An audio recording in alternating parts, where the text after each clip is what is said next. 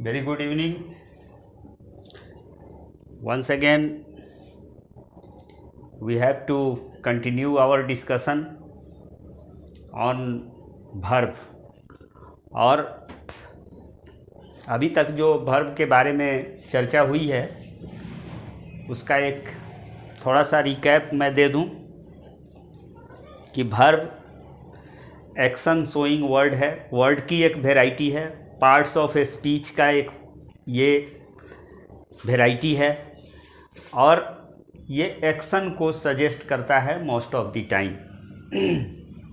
इसमें आप लोगों को बताया गया है कि वर्ब जो होता है वो दो प्रकार का होता है, मेन वर्ब और ऑक्सिलियरी वर्ब। मेन वर्ब को हम प्रिंसिपल वर्ब भी कहते हैं और ऑक्सिलियरी वर्ब को हेल्पिंग वर्ब भी कहते हैं। फिर मेन वर्ब की चर्चा हो रही थी, उसमें बताया गया था आप लोगों को कि मेन वर्ब का जो क्लासिफिकेशन होता है, एक्शन शोइंग वर्ड्स के जो क्लासिफिकेशन हैं वो दो आधार पर होता है। एक पहला आधार है कि उस मेन वर्ब के साथ ऑब्जेक्ट आ रहा है या नहीं आ रहा है, ऑब्जेक्ट की आवश्यकता उसके सेंस को कंप्लीट करने के लिए है या नहीं है। अगर ऑब्जेक्ट की आवश्यकता है सेंस को कंप्लीट करने के लिए तो ऐसे वर्ब को हम ट्रांजिटिव वर्ब कहते हैं। जिस ऑब्जेक्ट के साथ, जिस वर्ब के साथ ऑब्जेक्ट जरूरी हो, ऑब्जेक्ट का प्रयोग किया जा रहा हो, that verb will be called transitive verb. दूसरा ये बताया गया था कि जिस वर्ब के साथ ऑब्जेक्ट की आवश्यकता नहीं है, अर्थात बिना ऑब्जेक्ट के भी वो अगर सेंस कंप्लीट कर लेता है, तो ऐसे वर्ब को हम इंट्रांजिटिव वर्ब कहते हैं। तो इसमें आप लोगों को लास्ट वीडियो में ये बताया गया था कि कभी कभी जो ट्रांजिटिव वर्ब्स होते हैं वो ऑब्जेक्ट ले लेने के बाद भी अपना सेंस कंप्लीट नहीं कर पाते हैं और उनको ऑब्जेक्ट के अतिरिक्त, in addition to an object, they also require something more. उनको एक्स्ट्रा चाहिए, एक्स्ट्रा डोज चाहिए। तो वो एक्स्ट्रा डोज जो हम देते हैं उसके सेंस को कंप्लीट करने के लिए, वो कहलाता है कंप्लीमेंट, अर्थात पूरक, अर्थात पूरा करने वाला। वो सेंस को कंप्लीट करने के लिए आया हुआ शब्द होता है, इसलिए उसको हम कंप्लीमेंट कहते हैं। ऑब्जेक्ट उसको हम नहीं कहेंगे क्योंकि हम ट्रांजिटिव वर्ब के साथ ऑब्जेक्ट एक बार एक ऑब्जेक्ट दे चुके हैं, जिसमें आपको बताया गया था लेट, मेक, बीड, ये सब जो वर्ब हैं वो ऑब्जेक्ट लेने के बाद भी अक्सरहां अपना सेंस कंप्लीट नहीं कर पाते हैं और उनको अपना सेंस कंप्लीट करने के लिए एक कंप्लीमेंट की आवश्यकता होती है। तो ऐसे ट्रांजिटिव वर्ब्स को जो ऑब्जेक्ट लेने के बाद भी अपना सेंस कंप्लीट नहीं कर पाते हैं, उनको कहा जाता है ट्रांजिटिव वर्ब ऑफ इनकम्प्लीट प्रेडिकेशन। फिर ये दूसरी वैरायटी बताई गई थी जिसमें कहा गया था कि intransitive verb of incomplete predication. Intransitive verb आप जानते हैं, वो वर्ब होता है जिसको ऑब्जेक्ट की आवश्यकता नहीं होती है, लेकिन कभी कभी वो ऑब्जेक्ट तो नहीं ही लेगा क्योंकि इंट्रांजिटिव वर्ब ऑब्जेक्ट नहीं ले सकता है, बट वो सेंस भी कंप्लीट नहीं कर पाता है। तो वैसी स्थिति में उसके सेंस को कंप्लीट करने के लिए हम जो शब्द देते हैं वो कंप्लीमेंट कहलाएगा वहाँ पर। और ऐसे वर्ब्स को, ऐसे इंट्रांजिटिव वर्ब्स को जो बिना कंप्लीमेंट को लिए हुए सेंस कंप्लीट नहीं कर पाता है, ऐसे इंट्रांजिटिव वर्ब को इंट्रांजिटिव वर्ब ऑफ इनकम्प्लीट प्रेडिकेशन कहते हैं। तो हमारा अगला पॉइंट ये है कि सम of the intransitive verbs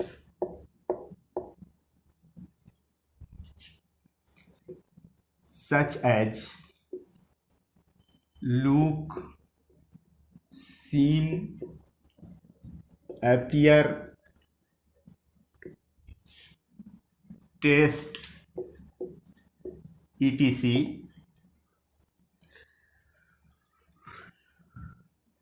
do not complete their sense. ये कभी कभी ये जो इंट्रांजिटिव वर्ब्स हैं, कौन कौन से, लुक है, सीम है, एपियर है, टेस्ट है, ये सब इंट्रांजिटिव वर्ब है, और लेकिन ये अपना सेंस कंप्लीट नहीं कर पाता है। तो do not complete their sense and they require, उनको ज़रूरत होती है a complement to express complete sense. Complete sense express करने के लिए इनको ज़रूरत होती है कौन चीज़ की, कंप्लीमेंट की। अब ये ऑब्जेक्ट नहीं लेंगे, ये तो तय बात है, क्योंकि ये इंट्रांजिटिव वर्ब हैं। ये अंडा नहीं खाते हैं, पंडित जी हैं, लेकिन इनको चाहिए उसी टाइप का, या तो पनीर खिलाइए या फिर इनको जो है मशरूम खिलाइए, वो कंप्लीमेंट खाएंगे, ऑब्जेक्ट नहीं लेंगे। ऑब्जेक्ट जैसे दे दीजिएगा वो ट्रांजिटिव हो जाएगा, देयरफॉर ऑब्जेक्ट की बात नहीं होगी, इनको कंप्लीमेंट चाहिए होता है। जैसे द मैंगो टेस्ट्स। अब ये द मैंगो टेस्ट्स मतलब आम लगता है, स्वाद देता है। तो क्या ये सेंस कंप्लीट है इसका सेंस कंप्लीट नहीं है। लेकिन अगर हम लिखें अगर द मैंगो टेस्ट्स स्वीट, अब क्या हुआ, अब ये जो है कंप्लीट सेंस दे दिया। अब ये स्वीट ये ऑब्जेक्ट नहीं है, आप कंफ्यूज नहीं हो, ये ऑब्जेक्ट नहीं है, क्योंकि आप जानते हैं और कई बार आप लोगों को बताया जा चुका है कि ऑब्जेक्ट का मतलब होता है जिस पर एक्शन का असर पड़े। तो यहाँ टेस्ट, स्वाद लगना, ये एक एक्शन है जो मैंगो के साथ जुड़ा हुआ है, बट इसका स्वीट पर कोई इफेक्ट नहीं है, मतलब ये ऑब्जेक्ट नहीं है। जब तक ये एक्शन से अफेक्टेड नहीं होगा उसको आप ऑब्जेक्ट नहीं कहेंगे, बट ये ज़रूरी है इसके सेंस को कंप्लीट करने के लिए। हम कहें कि ही appears, ही appears फुल स्टॉप। क्या यहाँ पर आपको कुछ अधूरापन नहीं लगता है? यस, लगता है। तो अगर हम इसमें दे दें सैड, हम लिख दें प्लीज्ड, तो अब ये सैड और प्लीज्ड पर इस अपीयर्स का कोई असर नहीं है, therefore it is not an object. But इसकी ज़रूरत है, ये सेंस जो इनकम्प्लीट था, इस सेंस को कंप्लीट करने के लिए इसकी ज़रूरत है, देयरफॉर इट इज़ क्या है भाई, ये कंप्लीमेंट है। तो ये ऑब्जेक्ट नहीं लिया, ये टेस्ट, अपीयर, लुक, सीम, ये ऑब्जेक्ट नहीं लिया, लेकिन इसको कंप्लीमेंट चाहिए, तब ये सेंस कंप्लीट कर पाया। तो ऐसा इंट्रांजिटिव वर्ब जो ऑब्जेक्ट तो नहीं ही लेता है, इंट्रांजिटिव है, देयरफॉर ऑब्जेक्ट नहीं लेगा, बट उसको वो सेंस कंप्लीट सेंस नहीं दे पाता है, और सेंस को कंप्लीट करने के लिए उसको कंप्लीमेंट की आवश्यकता होती है। ऐसे इंट्रांजिटिव वर्ब को हम क्या कहेंगे? इनको हम कहेंगे these verbs are intransitive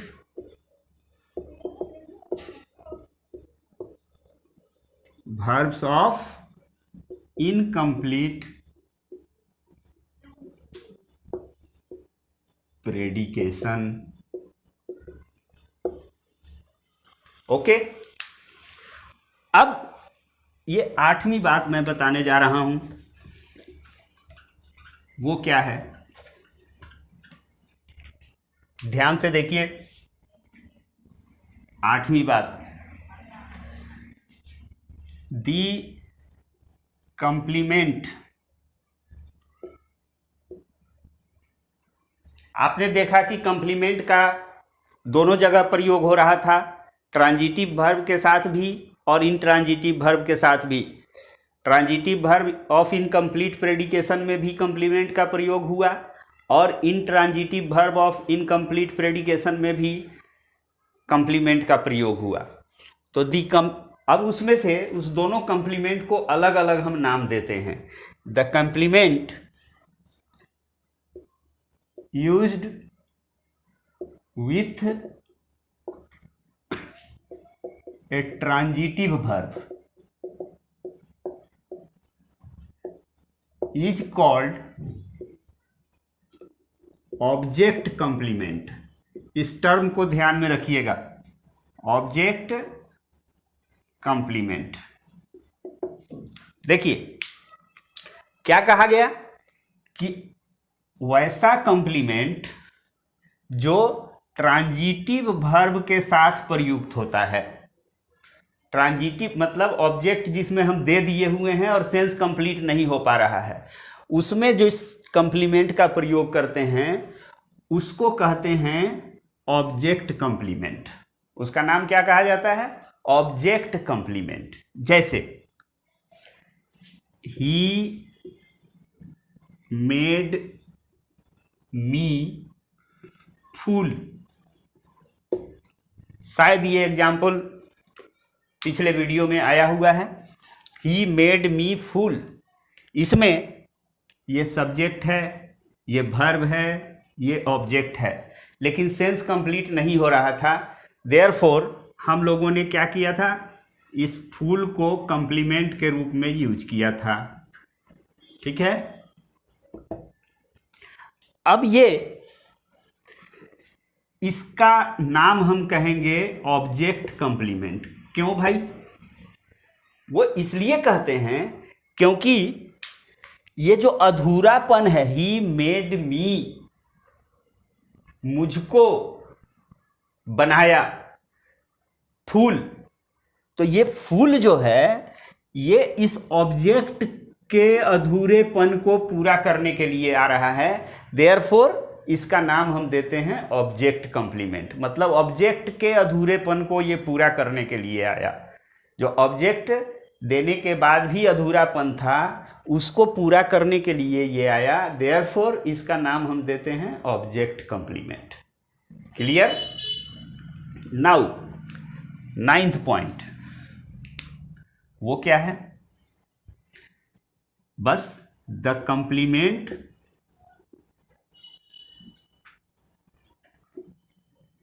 used with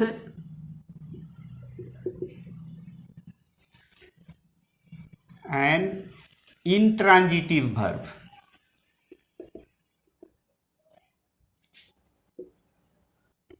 is called subject complement। बस इंट्रांजिटिव वर्ब के साथ जो कंप्लीमेंट आएगा उसको हम कहते हैं सब्जेक्ट कंप्लीमेंट। ये क्यों कहते हैं? जैसे ही appears sad। अब समझिए इसको, ये सैड जो आया हुआ है ये तो बताया जा चुका है आपको पहले कि ये सैड कंप्लीमेंट है, लेकिन ये किसको कंप्लीट कर रहा है?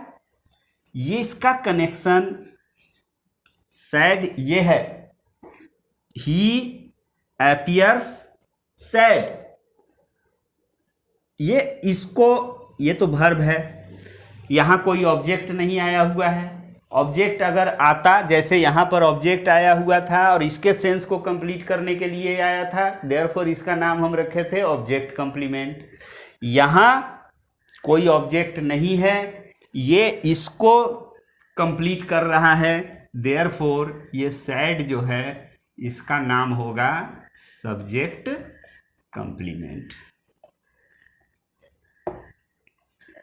ओके, तो ये है आपका जो पहला आधार था जिसके आधार पर हम क्लासिफाई किए थे, हमने डिवाइड किया था डिफरेंट कैटेगरीज में। मेन वर्ब के क्लासिफिकेशन किया था हमने। मेन वर्ब के क्लासिफिकेशन का पहला आधार कि ऑब्जेक्ट का प्रयोग होगा कि नहीं होगा, होगा तो ट्रांजिटिव, नहीं होगा तो इंट्रांजिटिव। कुछ केसेस में ट्रांजिटिव वर्ब ऑब्जेक्ट लेने के बाद भी सेंस कंप्लीट नहीं करता है, उसको ट्रांजिटिव वर्ब ऑफ इनकम्प्लीट प्रेडिकेशन कहते हैं। कुछ केसेस में इंट्रांजिटिव वर्ब भी कंप्लीट सेंस नहीं दे पाता है, वैसे वर्ब्स को सेंस कंप्लीट करने के लिए कंप्लीमेंट की आवश्यकता होती है। तो इस तरह के इंट्रांजिटिव वर्ब्स को इंट्रांजिटिव वर्ब ऑफ इनकम्प्लीट प्रेडिकेशन कहते हैं। एग्जाम्पल के द्वारा आप लोगों को ये बात बताई गई। Now second ground of classification, second ground of classification of main verbs. Main verb के हम क्लासिफिकेशन की बात कर रहे हैं। हमने कहा कि पहले वो होता है ऑक्सिलियरी वर्ब और मेन वर्ब, तो अभी हम मेन वर्ब की चर्चा कर रहे हैं, जिस प्रिंसिपल वर्ब या मेन वर्ब की बात कर रहे हैं। इसमें सेकेंड ग्राउंड ऑफ क्लासिफिकेशन क्या है?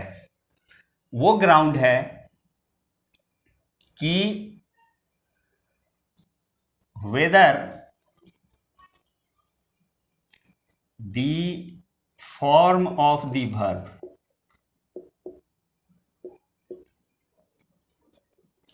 is changed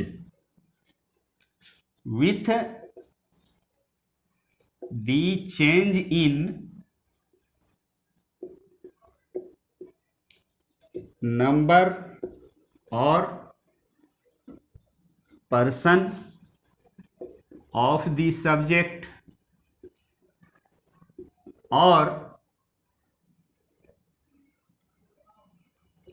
in the tense of the sentence।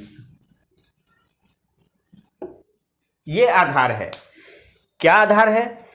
कि वर्ब का रूप सब्जेक्ट के नंबर पर्सन में परिवर्तन होने पर या वाक्य का टेंस बदलने पर वर्ब का रूप बदलता है कि नहीं बदलता है। ठीक है, कि अगर हम सब्जेक्ट का नंबर पर्सन बदलें या वाक्य का टेंस बदल दें तो वर्ब का रूप बदलता है कि नहीं बदलता है। इस आधार पर जब हम वर्ब का क्लासिफिकेशन करते हैं, पहला आधार था ऑब्जेक्ट आएगा कि नहीं आएगा, दूसरा आधार है कि वर्ब का रूप चेंज होगा कि नहीं होगा। चेंज अगर होगा, ये पहली बात होगी। दूसरी बात, if the form of the verb is changed. कब? वाक्य का नंबर पर्सन बदल देने से या वाक्य का टेंस बदल देने से। अगर वर्ब का रूप बदल जाए तो क्या होगा? The verb is called finite.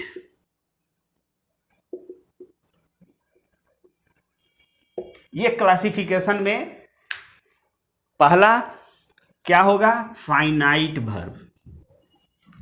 ये फाइनाइट वर्ब होगा। फाइनाइट का मतलब होता है सीमित, मतलब सरकार बदले तो इसका रूप भी बदल जाए। अगर बीजेपी की सरकार है तो ये जो है सो ये V1 फॉर्म में रहे, और अगर आरजेडी की सरकार हो जाए, महागठबंधन की सरकार हो जाए, तो ये V2 फॉर्म में हो जाए। तो ऐसा जो वर्ब होगा उसको हम फाइनाइट वर्ब कहेंगे। ठीक है। और दूसरा क्या होगा, तीसरी बात हो जाएगी इसमें, तीसरा point, third, if the form of the verb does not change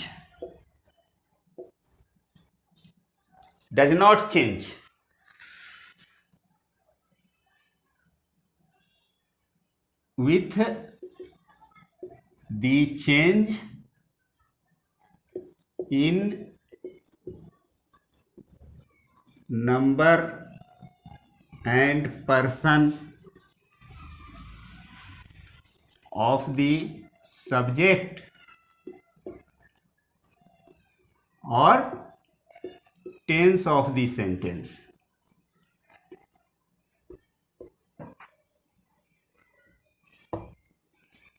अगर इसका रूप नहीं बदले,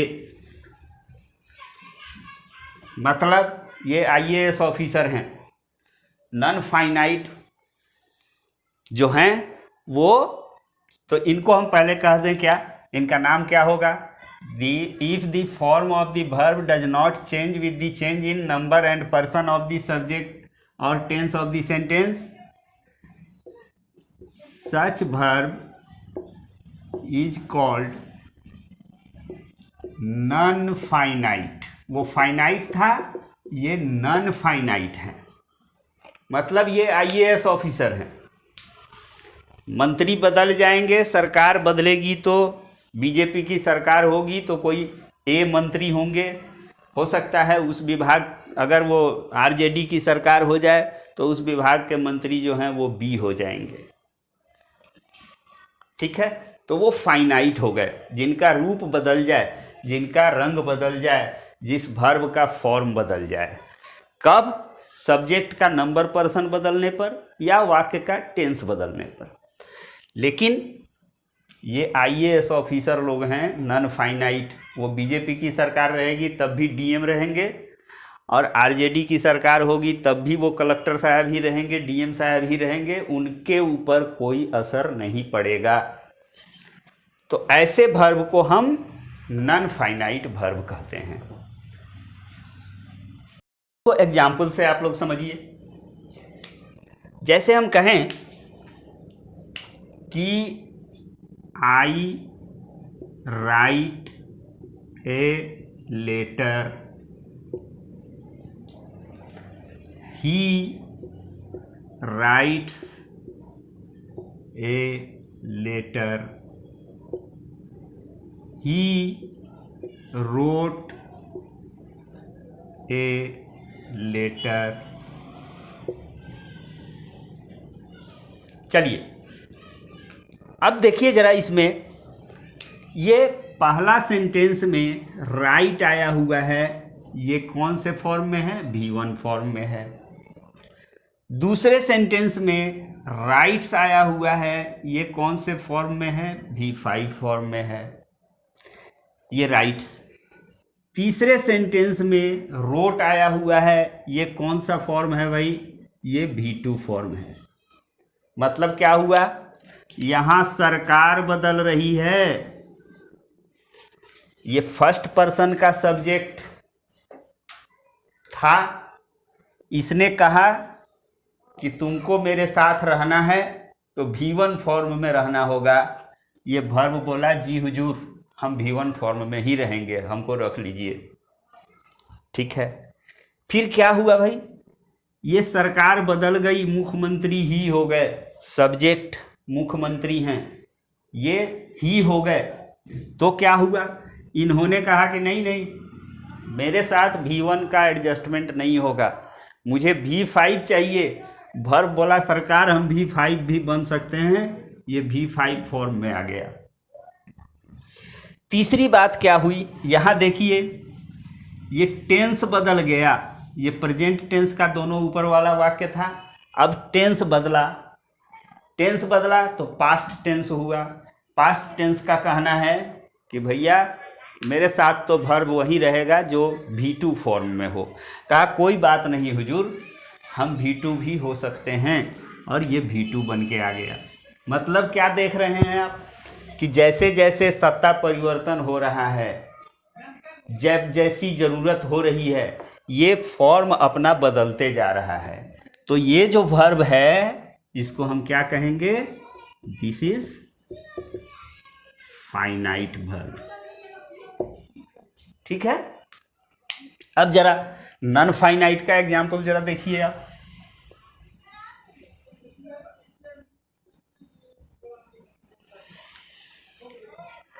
जैसे हम कहते हैं I am to go, he is to go, they were to go, she will be to go. अब जरा देखिए यहाँ इंटरेस्टिंग एपिसोड है ये। क्या है भाई, ये सब्जेक्ट फर्स्ट पर्सन का है, मेन वर्ब की हम बात कर रहे हैं। फाइनाइट और नॉन फाइनाइट मेन वर्ब के बारे में हम चर्चा करते हैं तभी होता है, तो इसलिए इसको आप इग्नोर कीजिए। यहाँ आइए, ये क्या है, V1। अब सब्जेक्ट बदल दिया हमने, थर्ड पर्सन का सब्जेक्ट ले लिया। ये क्या हुआ भाई, कलेक्टर साहब ही हैं, ये V1। यहाँ हमने क्या किया, सब्जेक्ट भी बदल दिया, हमने टेंस भी बदल दिया। कि देखें जरा, दोनों करके देखते हैं, इन पर कोई असर नहीं पड़ा, ये फिर भी कलेक्टर साहब ही हैं। यहाँ फिर हमने एक बार सब्जेक्ट बदला और फ्यूचर टेंस करके देखा, but no difference, no change in the form of the main verb, ये V1 ही है। तो नतीजा क्या निकला कि सरकार चाहे बीजेपी की हो, सरकार चाहे आरजेडी की हो, ये आईएएस ही रहेंगे, इनके रूप में कोई परिवर्तन नहीं होगा। देयरफॉर यहाँ पर जो ये है इसको हम क्या कहेंगे, non finite. I think this should be clear to all of you, there should not be any confusion at all. Classification of main verb का दो आधार, ट्रांजिटिव, इंट्रांजिटिव। वो आधार कैसे बना है कि ऑब्जेक्ट का प्रयोग उसके साथ होना है कि नहीं होना है, होना है तो ट्रांजिटिव, नहीं होना है तो इंट्रांजिटिव। दूसरा आधार बताया गया आपको कि चेंज ऑफ फॉर्म, कि वर्ब का रूप बदलता है कि नहीं बदलता है। अगर सब्जेक्ट का नंबर पर्सन बदलने से या वाक्य का टेंस बदलने से वर्ब का रूप बदल जाए, that will be finite verb. अगर सब्जेक्ट का नंबर पर्सन बदलने से या वाक्य का टेंस बदलने से या दोनों बदल देने से भी उसका रूप नहीं बदले, वो ज्यों का त्यों बना रहे, तो ऐसे वर्ब को हम नॉन फाइनाइट वर्ब कहेंगे। तो अल्टीमेटली नतीजा क्या हुआ कि सेकेंड ग्राउंड पर जो क्लासिफिकेशन हुआ वर्ब का, वो क्या हुआ, पहला हुआ फाइनाइट और दूसरा हुआ नॉन फाइनाइट। क्लियर? ये फॉर्म चेंज होगा, ये फॉर्म चेंज नहीं होगा। सब्जेक्ट का नंबर पर्सन बदलने पर भी इसका फॉर्म नहीं बदलेगा। तो इनके बारे में आगे कोई चर्चा नहीं होनी है, सिर्फ इनके बारे में ये जानना है कि जिसका जिसका रूप बदलते जाए वो फाइनाइट वर्ब कहलाएगा। लेकिन नॉन फाइनाइट की जब बात करते हैं हम, तो यहाँ पर फिर फर्दर इसका फैमिली ट्री आगे बढ़ा है। इसका फैमिली ट्री क्लोज हो गया, यहीं पर ये निर्वंश हो गए, इनको कोई संतान नहीं हुआ, इनकी कहानी यही समाप्त। केवल हमको इनके बारे में इतना ही जानना है कि रूप चेंज करेंगे, सब्जेक्ट का नंबर पर्सन बदलने पर उनको हम फाइनाइट कह देंगे, बस। इनका कोई बाल बच्चा नहीं है, लेकिन इनके 3 बच्चे हैं। नॉन फाइनाइट जी के 3 बच्चे हैं। इन तीनों के बारे में आपको पढ़ना है और बड़ा ध्यान से पढ़ना है। ये तीनों बड़ा बदमाश बच्चा लोग हैं। इसमें सबसे पहला सुपुत्र हैं, उनका नाम है इन्फिनिटिव। इन्फिनिटिव कभी कभी कंफ्यूज लोग करते हैं, कंफ्यूजन होता है लोगों को, नॉन फाइनाइट और इन्फिनिटिव को एक ही बात समझ लेते हैं। तो भैया ऐसा नहीं समझना है। नॉन फाइनाइट बाप है और इन्फिनिटिव उसका बेटा है। बाप और बेटा एक नहीं हो सकता है, इसलिए दोनों में डिफरेंस को आप मार्क करके चलेंगे। ये नॉन फाइनाइट फैमिली, इस फैमिली में 3 बच्चे, जिसमें पहला बच्चा इन्फिनिटिव है, दूसरा बच्चा है पार्टिसिपल और तीसरा बच्चा है, थोड़ा सा इसका अंग्रेजी टाइप का नाम है जेरंड। ये 3rd संतान है। नॉन फाइनाइट फैमिली के 3 बच्चे हुए, इन्फिनिटिव, पार्टिसिपल और जेरंड। ठीक है? अब इसमें फिर इसका फैमिली ट्री आगे बढ़ा। क्या हुआ? इस इन्फिनिटिव के 2 बच्चे हैं। नोट करते चलिएगा आप लोग और ध्यान से इनको समझते चलिएगा। फैमिली ट्री अगर आपने समझ लिया, आपका आधा काम हो गया। इनके 2 बच्चे हैं इन्फिनिटिव के। पहला है फुल इन्फिनिटिव, फुल इन्फिनिटिव, और दूसरा है बेयर इन्फिनिटिव। इनकी चर्चा, सबकी डिटेल चर्चा होगी, घबराने की आवश्यकता नहीं है। सबकी स्टेप वाइज स्टेप और डिटेल चर्चा होगी। इन्फिनिटिव के 2 संतान, फुल इन्फिनिटिव और बेयर इन्फिनिटिव। पार्टिसिपल के 3 संतान हैं। पहला है प्रेजेंट पार्टिसिपल, दूसरा है पास्ट पार्टिसिपल और तीसरा, झोंक में आप लोग फ्यूचर पार्टिसिपल नहीं कहेंगे कि प्रेजेंट हो गया, पास्ट हो गया तो एक तो फ्यूचर पार्टिसिपल होगा। ऐसा नहीं करना है, इतना जोश में नहीं आना है आप लोगों को। यहाँ थोड़ा सतर्क रहना है। इस तीसरे का नाम है परफेक्ट पार्टिसिपल। बहुत लोग झोंक में आके, जोश में आके कहते हैं जब प्रेजेंट हो ही गया, पास्ट हो ही गया, तो अगला जो है सो फ्यूचर होगा। But that is not like that. ये होगा परफेक्ट पार्टिसिपल। और ये जेरंड बेचारा इशूलेस है, इसकी कोई संतान नहीं है। ये यहीं पर इनकी कहानी अपने यहीं पर समाप्त हो जाती है। ये निर्वंश हैं, इनको कोई संतान नहीं है। तो इस फैमिली ट्री को आप जरा ध्यान में रखिए, बहुत ध्यान में रखने की आवश्यकता है। वर्ब के क्लासिफिकेशन का दूसरा आधार था कि वर्ब का फॉर्म चेंज होगा कि नहीं होगा। चेंज होगा तो फाइनाइट कह देंगे, नहीं होगा तो नॉन फाइनाइट कहेंगे। तो फाइनाइट में फर्दर आगे डिस्कशन नहीं होगा, क्योंकि वहीं पर क्लोज्ड हो जाता है। वो चेंज हो गया तो बस फाइनाइट कह देंगे, उसका कोई वेराइटी नहीं है। लेकिन नॉन फाइनाइट में 3 वेराइटी है, एक इन्फिनिटिव, पार्टिसिपल और जेरंड। यहाँ आपको ध्यान देने की आवश्यकता है कि नॉन फाइनाइट को इन्फिनिटिव कभी मत कहिएगा।